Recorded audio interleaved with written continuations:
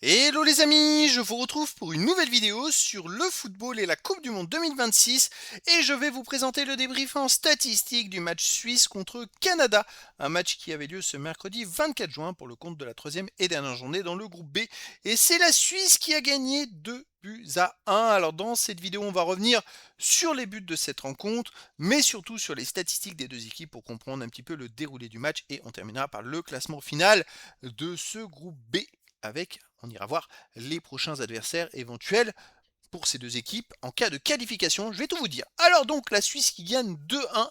C'est vrai qu'à la mi-temps il y avait 0-0, mais alors début de deuxième mi-temps, les Suisses ils sont partis tambour battant avec un but de Vargas dès la 46e minute. Ensuite, Manzambi a marqué un deuxième but à la 57e.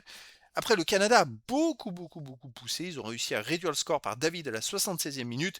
Ils ont eu d'autres occasions, mais ils n'ont pas pu égaliser derrière. Donc, une victoire de la Suisse. Alors, les statistiques, 55,2% de possession de balle à 44,8% pour la Suisse. 441 passes tentées à 339, 367 passes réussies à 271, 83,2% de passes réussies à 79,9%. Collectivement, la Suisse a été légèrement au-dessus du Canada. Par contre, c'est pas un match où il y a eu beaucoup de ballons touchés, il y a eu quand même beaucoup de ratés en termes de passes. Mais vous voyez, il n'y a pas eu beaucoup de jeux parce qu'au final, il y a des matchs où ça dépasse les 1000 passes tentées des deux équipes. Là, c'est pas le cas. On est à peine à 700, on va dire 780 passes tentées au total. Donc, bon, un match un peu, on va dire, un peu plus laborieux que dans certains matchs. Il y a eu 12 occasions à 4 pour le Canada. Les buts attendus 1,34 à 1,06 pour le Canada. La Suisse a été extrêmement chanceuse de marquer deux buts avec 1,06 XG alors que le Canada n'a marqué qu'un seul but avec 1,34. Et oui, ils ont aussi bénéficié du fait de marquer en premier, ça c'était important, mais voilà, 13 tirs à 6 pour le Canada, 7 tirs cadrés à 4 pour le Canada, 3 tirs bloqués à 1 pour le Canada, pas de poteau, les Canadiens ont fait beaucoup plus de tirs, ont eu plus d'occasions et ils n'ont pas eu de réussite du tout. Les autres stats, 3 hors-jeux à 1 pour le Canada, 7 corners à 2 pour le Canada, 26 centres à 6 pour le Canada, 12 interceptions à 5 pour le Canada, 15 tacles à 9 pour la Suisse, 48 duels gagnés à 45 pour la Suisse, 6 arrêts à 2 pour la Suisse, 19 fautes à 13 pour la Suisse, 2 jaunes à 1 pour le Canada, pas de rouge. Bon, là, il y a des statistiques vraiment favorables du Canada, interception, centre, corner. Ils ont vraiment poussé pour essayer de faire un résultat, mais ils n'ont pas réussi. Alors, le classement final dans ce groupe B, on a la Suisse qui est première et le Canada deuxième. Donc, bon, je rappelle que les deux premiers sont qualifiés pour les 16e de finale, ainsi que 8 meilleurs troisièmes sur 12. Mais là, on va s'intéresser à la Suisse et au Canada.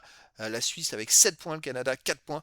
Donc la Suisse est première. C'est vrai qu'ils ont fait un beau parcours. On s'y attendait, hein, partout contre le Qatar. C'est une surprise. Après 4-1 contre la Bosnie, 2-1 contre le Canada, la Suisse a fait le boulot. Le Canada, de son côté, a fait un partout contre la Bosnie. Ils ont gagné 6-0 contre le Qatar. Elle avait perdu de justesse 2-1, mais ils n'ont pas démérité. Alors c'était en plus chez eux, hein. Ils auraient aimé, parce que je crois que la Suisse, en gagnant, va continuer à jouer là-bas. Avec le Canada, ça change tout. Ils auraient, en cas de victoire de première place, c'est pour ça qu'ils ont tout tenté, ils restaient chez eux. Et ça, c'est vraiment important pour la suite de la compétition. Alors on va aller voir, les amis, les prochaines rencontres. Donc pour la Suisse, on est dans le groupe B, hein, tout simplement. La Suisse qui est première du groupe B et le deuxième du groupe B, c'est le Canada, devrait affronter normalement le dimanche 28 juin la Corée du Sud en 16e de finale. Donc voilà, il y a de grandes chances que ça soit la Corée. Après, c'est pas totalement établi. Tandis que la Suisse affrontera un troisième du groupe E, F, G, I ou J. Ça, c'est quand même pas mal d'avoir gardé cette première place. C'est important. Le fait de ne pas changer de ville également pour le repos, ça évite des trajets. Donc, c'est tout bénéf pour la suite, pour la Suisse. Après, le Canada contre la Corée du Sud, ça n'empêche pas.